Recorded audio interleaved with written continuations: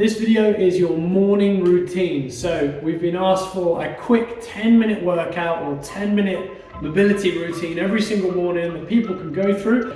I'll go through them, I'll talk you through them, but as I'm talking through them, I'm going to try and roughly time them. It shouldn't take any more than 8 to 10 minutes. I want you to scale the movements to what you feel like you're capable of doing. So if we're lunging, scale the depth, scale the technique, think about the positions, think about the things that we think about in the sessions, that we talk about in the sessions, because ultimately those are the concepts that are going to make these movements wake you up and make you feel better in the morning.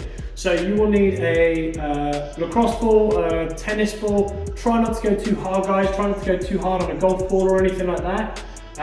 You're in the morning, so you're probably watching this in the morning. You're not ready to just start driving tons of tension under the foot. So first thing is the foot rub. So foot under the ball. I'm going to start the timer now, so roughly for about a minute. We're going to go for like a 6 out of 10 underneath the foot. So just start rolling the ball around the foot. Remember, you've kind of got that tripod shape underneath the foot. So you've got your big toe, the knuckle of the big toe, the knuckle of the little toe, so across the forefoot, and then down to your heel bone. So anywhere within that space, you can roll on the inside edge of the foot, you can roll on the outside edge. Just don't go too frantic, kind of like if you're on the inside edge of the foot, just try and live on that side for a little bit, and just feel it out. Does some part of it feel a bit tighter? Does some feel a bit looser? Is some bits more painful than the others? That's what we're trying to get at. We've got 10 seconds left on this foot.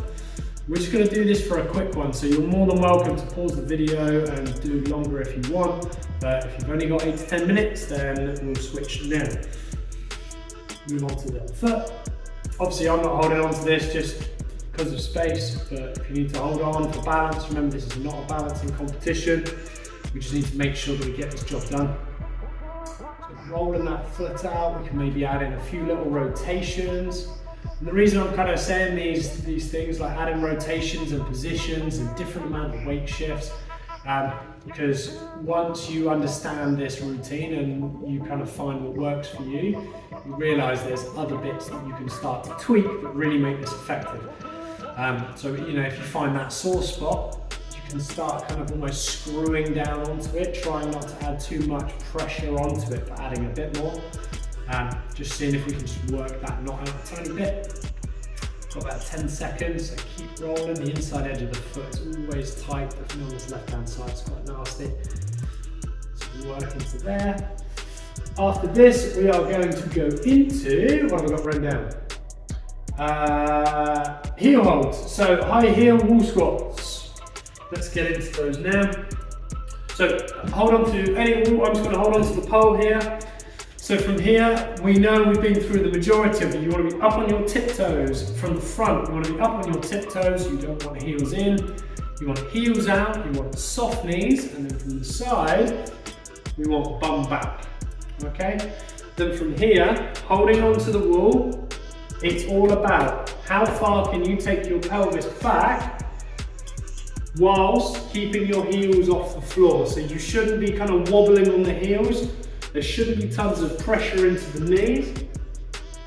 We're trying to keep that back nice and lifted as we go through these.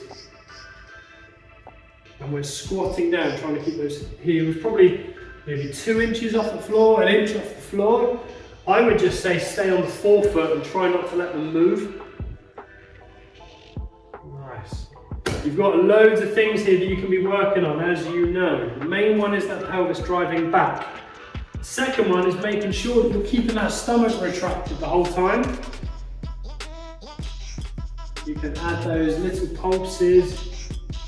Just that little bounce just at the bottom if you want to. You can go down low, but the lower you go, you want to make sure that it doesn't go into the knees. There we go, so we're sitting that bum down. Really good. Perfect work. A couple more. should just start to feel the feet nice and warm. You should feel the back warming up a tiny bit. Hips and legs won't really be feeling it too much. You might be feeling it a bit in the calf, but we just don't want this. We don't want to be down here. We don't want to be putting that stress on the knees in the morning. We'll be pulling those hips back and loading up. Really good. Good, let's go 2 more. So 1 more. Beautiful. Shake the legs out. Back lunge with a reach. So, square yourself up, feet slightly out, not feet in. We're here. We're going to go back lunge, reaching straight up into the air. Yeah. So as we reach backwards, whatever leg is going backwards, we reach that hand up into the air, and we come back down. We then weight shift, reach the other side. Weight shift, reach the hand. Reach the hand. Now, if you're struggling with the balance points of this, I would weight shift, establish the foot first, and then reach that arm. So you weight shift, establish the back foot, reach the arm up into the air. The ultimate is you'll notice the hand and the foot hit their end ranges of motion at the same time here. So the hand and the foot start moving at the same time. We want to try and avoid knee drops. We want to try and avoid you leaning back too far. You want to be keeping that weight right over the front foot. So I'm here, and I can be all the way down here, or I can simply be here. As long as you're not feeling your body starting to almost drop and pull to one side, you want to make sure that when you come up, you're staying here, you're purposely weight shifting to the other side, then you reach across. You're here, purposely weight shift across to the other side. Oh, reach up. That wasn't great. Reach here. Let's get 4 more. Good. 2 more. 1 more. Great stuff. Okay, so if you need to pause the video at any time and keep going through those and working them out, do that whenever you're ready. So here's a little point now if you want to. And then to finish, we've got back lunge with a rotation. So no reaching, rotation. So it's going to help that weight shift across to the side. So we're here. So as you rotate, as you lunge backwards, you just rotate the rib cage across to the side. Rotate across to the side. And you'll see this weight shift here. This bit. It's the most important bit is you learning how to shift that weight. So you don't have to follow me with this. You go at your own pace. I'm just showing you the movement so you can start to pick it apart and kind of find the ranges of motion that really work for you. We're here. The big one is to make sure you're not rounded like this. We don't want to be rounded through the spine here. That's not going to bring any stability here. We want to make sure that chest is lifted. And if that restricts the range of motion, then that is your range of motion. Yeah, just because we're searching for the biggest range of motion, we don't need to search for the range of motion. Why? Absolutely hammering into a range of motion you can't actually get into. You've got to make those compromises. So we're here, the bum is pulling back, the chest is pulling up, we're down to the floor. There's that big rotation. You see now I'm starting to almost bring both hands across to feel this glute out. See what that rotation feels like. Whoa. And then there we go. Shake those legs out. And then I would just finish. Last time, you get your ball back out. We start rolling. Perfect. So we're going to go for 1 minute here again. So now you can probably just tune up a little bit more. So you can probably take it from that 6 to maybe a 7 or 8, depending on how you're feeling. Nothing wrong with staying at 6. I also like whopping great with your feet, so you can see it. Get behind that, just behind that heel bone. So that's probably quite gristly in there. So just give it a good roll, then you come all the way, just to that forefoot. You get under the big toe, under the little toe, and you roll everywhere in between there.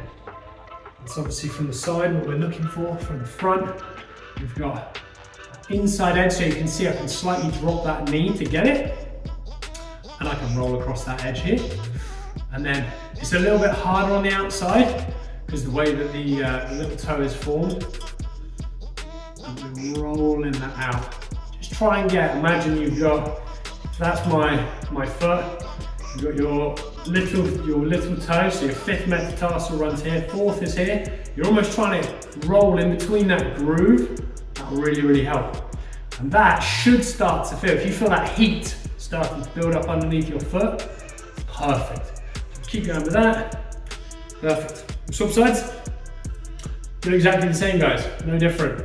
If you need to stop this at any point and you need to go through the movements for a bit longer, or you want to rewind and go back through, I'm not looking for you to follow this and just nail it straight away. This isn't necessarily a follow along workout. If you guys really need, with feedback, if you guys really need me to make that, then to do it, but this is fairly basic stuff for you guys. It's just a case of, I'm just going to lean down on that. Just a bit of help with just kind of, here's a video, so you can set into it. It's something to put on in the morning. Just start working through, taking the time with it. The big one is just don't go full ham with it. Just take your time. Pick your ranges of motion. You're trying to wake up, so you're trying to feel where your elasticity is within your body. Dangerous, you don't have any elasticity in the body, and you can just go through these vast ranges of motion, and it's like, body's like a noodle. And when you wake up, it's what I've been realizing at the minute with back pain. When you wake up and your back is sore, chances are it's compensations from how it's not how you slept necessarily, it's from what you've done through the day, and then your body at rest is just reacting. If something's too tight, it's not going to relax it, it's going to hold on to it. If something's too loose, it's probably going to start tightening up. That's why you wake up in the morning and we're hobbling around. So that's about a minute there. Shake the legs out, jump yourself up, get yourself into the kitchen, grab yourself some water, ideally a pint of water with lemon in it, a little bit of salt just to replenish the sodium that you would have lost overnight. But there's your workout, guys. Enjoy the rest of your day, and I'll speak to you soon.